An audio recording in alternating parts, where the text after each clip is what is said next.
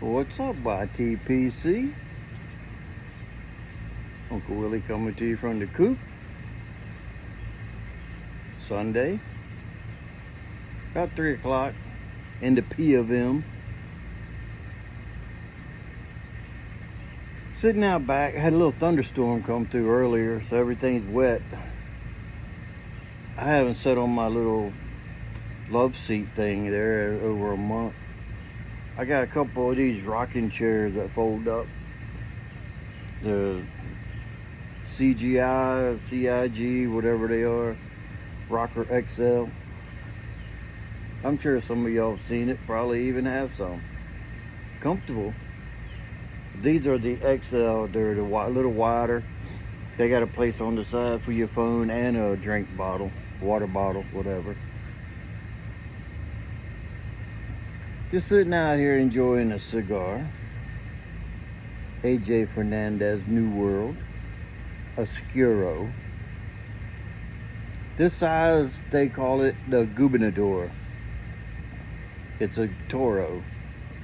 Actually, some people could call it a Toro Gordo.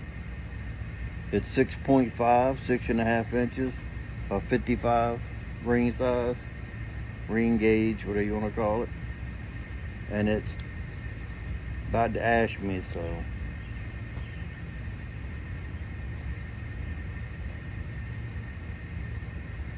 This is like one of my favorite cigars. I smoke this, I could and I have smoked this every day. Not more than once though, like once a day is fine. I got a buddy up in Canada that smokes Underground. I don't know if he smokes cigarettes or not, or if he uses that to replace his cigarettes, but he smokes 2 or 3 Underground Grand Toros every day. And if he smokes something else in his rotation, he smokes at least one Underground every day. At least one every day. But anyway, this is a Habano Oscuro wrapper. Basically Maduro. It's got Nicaraguan filler and binder. It's medium to full, closer on the full size side. It's a little chocolatey from the wrapper, little coffee, espresso coffee, little pepper. I'm gonna say a little white pepper, because I can only imagine white pepper is just a little lighter than black pepper. I've never had white pepper that I know of, so I'm just going on a guess here that this might have a little white pepper. The retro hail is bearable, no burn really. It's just a little spicy from the Habano wrapper is going to give it a little spice. So yeah, it's a good cigar. Always been one of my favorites since 2014, since they released them. I used to go up to Gettysburg Cigar Company. That's one ear, man. I used to go out there and talk to my buddy Gary. I always called that my hippie B&M. He knows everybody and everything. He knows the Oliva family, the Padrones, the Don Pepin Garcia. He's met and hung with all those guys. And when this first came out, I got one somewhere. I think I got it in Frederick,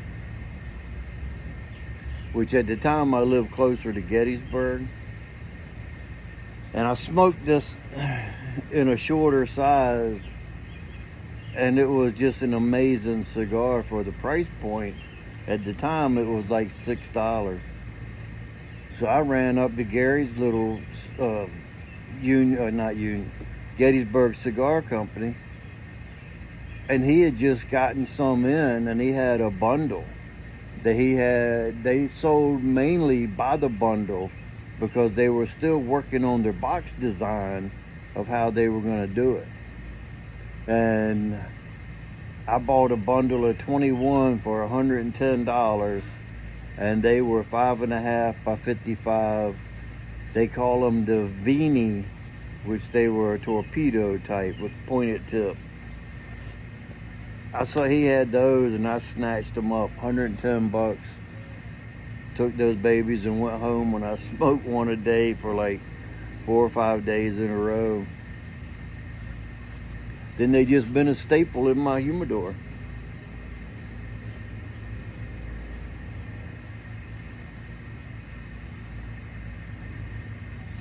Yep.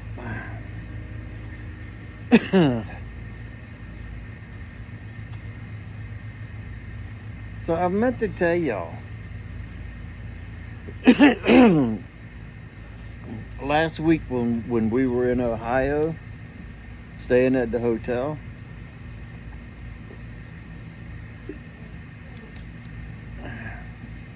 they got free breakfast. And I mean, it's pretty decent. It's not no full course buffet or nothing. But they have pancake batter where you can make waffles or whatever, and fruit, cereal, yogurt, light fare, muffins, coffee, stuff like that. Well, there's we'll call it a lunchroom, like a cafeteria type. It had probably about a dozen tables in there with chairs at it, where you can eat there or take a little paper tray and take it back to your room if that's what you want to do. Right outside the door, there's a door in that cafeteria. Right outside was a bench. Had a smoker's pole. So that's where people go smoke. At each end of the building, there was a smoker pole on the outside of each end. One in the front, one in the back behind the cafeteria. Well, the one out back had a bench. It seemed to be pretty sturdy. So I grabbed a cup of coffee, went out there with a cigar, because that was a shady spot in the morning. So I went out there, and there's a little trash can out there. I put my coffee on top of that. I mean, it's a clean trash can. It was a nice hotel. So I was sitting out there, and I was smoking my cigar. I had my phone in my hand. And I was, looking at YouTube or Facebook or whatever I was doing. I was just enjoying my cigar and my coffee. Well, something caught my eye, and I turned around, and I went to look behind the trash can, and the freaking bench that I was on tilted up, and I spilt over to the side. I hit the trash can, knocked it over, slinging my coffee about 10 feet. I'm going down at the whole time. The bench is up, and I'm going down, and my phone, I had it holding it like this. Well, I caught myself with my hand, and my phone was under it. Luckily, this case that I have on here, it was inexpensive, but it worked. I mean, that was better than a drop test. That was a freaking fall test. I slammed down on my phone, and I'm laying out there half on the bench, sprawled all out. The bench is sticking straight up like this. I skint my knee all up because I was wearing shorts. Skint my knee all up and everything. And I fought for, it seemed like 5 minutes, but it was probably only 15 or 20 seconds. It's a long time when you're disabled trying to get abled. But I just rolled forward off of the bench. The bench slammed back down. I looked at my phone. Luckily it wasn't cracked or nothing. Everything was good with it. I set it up on the bench, and there my coffee was out in the grass about 10 feet away. So I went and picked up the cup and brought it back and threw the cup away. Dusted myself off, make sure I wasn't hurt nowhere else, but my knee was all skin up. There's a couple, well, it was 3 people, a couple and another guy, sitting at the first table right there. And I swear, if he had have been looking out the door, he would have had to have seen the bench fly up. He didn't come out to check on me. If he saw it, he didn't come out to check on me. So I don't know if he saw it or not, just ignored me or what. I won't say that he did, because I don't know. So I collected myself and got up. I went into the front desk, which was right straight down across the building. And I was like, hey, that bench out back just flipped over with me on it and skipped my knee up. Do you have any Band-Aids? I could have probably got something out of it, but all I wanted was a Band-Aid to stop the bleeding. There's a camera at every door. So I know if they had rewatched the video, they would have probably got a laugh of me flipping over, falling out and everything. Once you found out I wasn't hurt, of course, hopefully. But yeah, I forgot to tell y'all about that. That was the highlight of my day that day. She gave me a couple Band-Aids. I went outside, put them on, got me another coffee on the way out, and just looked at the guy that was sitting there in front of the door. You know, when I came in, I just looked at him.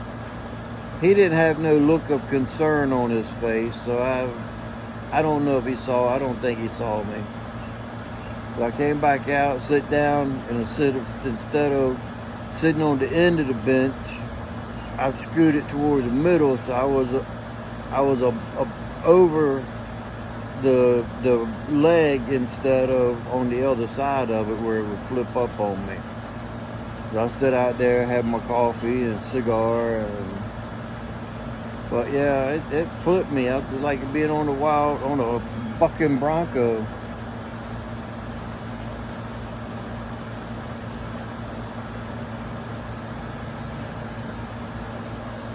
So now I got something for you guys.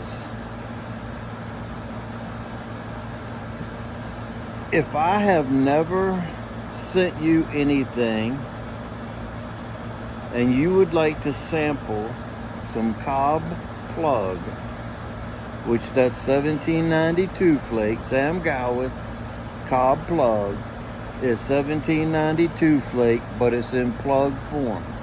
So if you would like to sample some Cobb Plug, and I've never sent you anything, in the comments, well, give me a thumbs up anyway. I appreciate if you give me a thumbs up just for watching the video. But in the comment, write in Cobb Plug. Cobb Plug. COBPLUG. Spell it right. I take 3 people. USA only, guys. I'm sorry, but no more than what the sample is that I'm going to be sending out. It just isn't worth the $20 to ship it out of the States.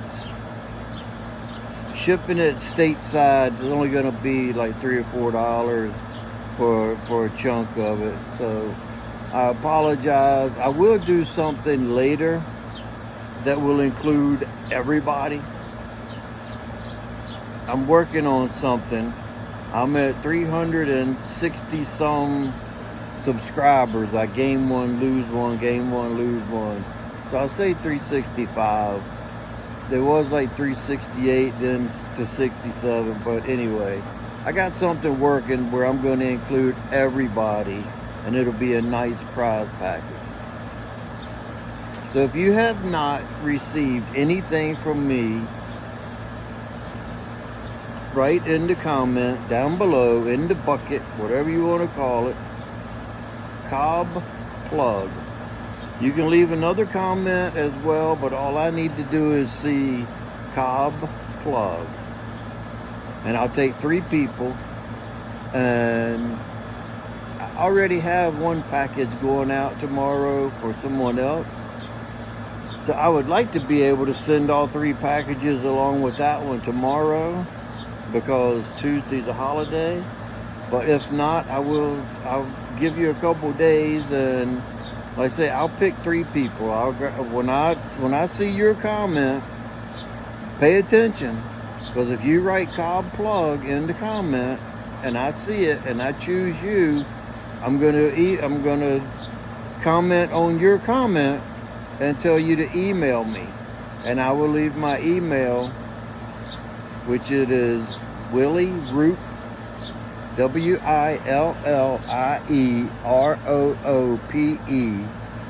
@yahoo.com. All one word, no spaces. Willie Roop @yahoo.com. I try to leave it in the comments, but usually YouTube takes that away. So I'll comment on your comment to email me. And when I tell you to email me at that address I just gave you. WILLIEROOPE @yahoo.com. 3 people. Cobb Plug.